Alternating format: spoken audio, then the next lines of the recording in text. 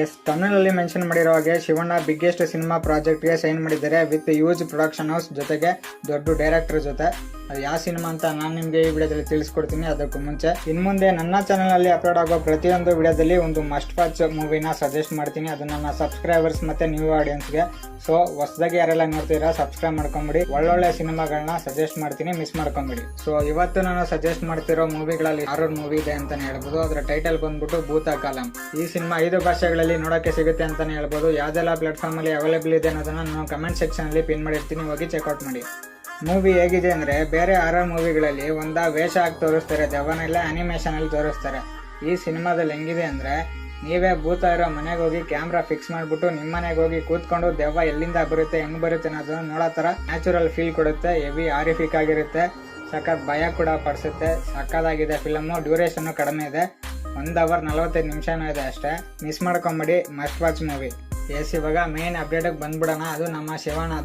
ಅದು ದೊಡ್ಡ ಮನೆ ಫಿಲಮ್ ಅಂದ್ರೆ ಏನೋ ಒಂಥರ ಹೆವಿ ಖುಷಿ ಗುರು. ನಮ್ಮ ಕನ್ನಡದಲ್ಲಿ ಒಂಬಾಳೆ ಹೆಂಗೋ ಹಂಗೆ ತಮಿಳಲ್ಲಿ ಇದು ಅಂತಾನೆ ಹೇಳ್ಬೋದು. ಅಷ್ಟು ದೊಡ್ಡ ಬಿಗ್ ಪ್ರೊಡಕ್ಷನ್ ಹೌಸ್. ಇವರು ರೀಸೆಂಟ್ ಆಗಿ ದೊಡ್ಡ ಸಿನಿಮಾನ ಪ್ರೊಡಕ್ಷನ್ ಮಾಡಿದ್ದಾರೆ. ಅಜಿತ್ ಅವರ ವಿವೇಗಮು, ಧನುಷ್ ಅವರ ಕ್ಯಾಪ್ಟನ್ ಮಿಲ್ಲರ್. ನಮ್ಮ ಕನ್ನಡದಲ್ಲಿ ರೀಸೆಂಟ್ ಆಗಿ ಬಂದ್ಬಿಟ್ಟು ನಮ್ಮ ಕಿಚ್ಚ ಸುದೀಪ್ ಅವರ ಮಾರ್ಕ್ ಸಿನಿಮಾ ಅಂತಾನೆ ಹೇಳ್ಬೋದು. ಮಾರ್ಕ್ ಸಿನಿಮಾ ಕೂಡ ಒಳ್ಳೆ ಕಲೆಕ್ಷನ್ ಮಾಡ್ತು, ಒಳ್ಳೆ ಪ್ರೊಡಕ್ಷನ್ ಹೌಸ್, ಕಡಿಮೆ ಮಾಡಲ್ಲ, ರಿಚ್ನೆಸ್ ಸಖತ್ತಾಗಿ ತೋರಿಸಿದ್ರು ನಮ್ಮ ಕನ್ನಡದಲ್ಲಿ. ಈಗ ನಮ್ಮ ಶಿವಣ್ಣ ಅವ್ರ ಜೊತೆ ಮಾಡ್ತಾ ಇದ್ದಾರೆ. ಡೈರೆಕ್ಟರ್ ಮೇನ್ ಮ್ಯಾಟ್ರೇ ಇದು. ಇವರು ನಮ್ಮ ಕನ್ನಡದಲ್ಲಿ ಮುಂಚೆನೆ ಒಂದು ಸಿನಿಮಾ ಮಾಡಿದ್ರು, ಅದು ಸಿಕ್ಕಾಪಟ್ಟೆ ದೊಡ್ಡ ಹಿಟ್ ಆಗಿತ್ತು. ಅದು ನಮ್ಮ ಬಾಸ್ ಅಪ್ಪು ಬಾಸ್ ಅವರ ಚಕ್ರ ವ್ಯೂಹ ಅಂತಾನೆ ಹೇಳ್ಬೋದು. ಇದು ಅವಾಗಿನ ಕಾಲದಲ್ಲೇ ಫಸ್ಟ್ ಡೇ 11 ಕೋಟಿ ಕಲೆಕ್ಷನ್ ಮಾಡಿತ್ತು.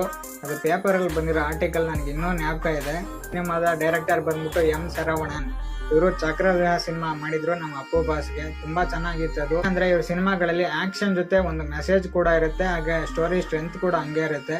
ಈ ಸಿನಿಮಾದಲ್ಲೂ ಹಂಗೆ ಇದೆ. ಈಗ ಒಂದು ಚಿಕ್ಕ ಪೋಸ್ಟರ್ ಬಿಟ್ಕೊಂಡಿದ್ದಾರೆ, ನೀವೇ ಗಮನಿಸಬಹುದು. ಒಂದು ಕೀ ಇದೆ, ಆ ಕೀ ಪಕ್ಕದಲ್ಲಿ ಬುಲೆಟ್ಸ್ ಗಳಿದೆ. ಈ ಪೋಸ್ಟರ್ ನ ಕರೆಕ್ಟ್ ಆಗಿ ಗಮನಿಸಿ ನೋಡಿದ್ರೆ ಗೊತ್ತಾಗ್ತಾ ಇದೆ, ಈ ಕಥೆಲಿ ಪಕ್ಕ ಒಂದು ದಮ್ ಇದೆ. ಜೊತೆಗೆ ನಮ್ಮ ಶಿವರಾಜ್ ಕುಮಾರ್ ಅವ್ರಿಗೆ ಒಂದು ಒಳ್ಳೆ ತೂಕದ ಪಾತ್ರ ಈ ಸಿನಿಮಾದಲ್ಲಿ ಇರೋದು ಅನ್ನೋದು ಕನ್ಫರ್ಮ್ ಆಗಿ ಗೊತ್ತಾಗ್ತಾ ಇದೆ.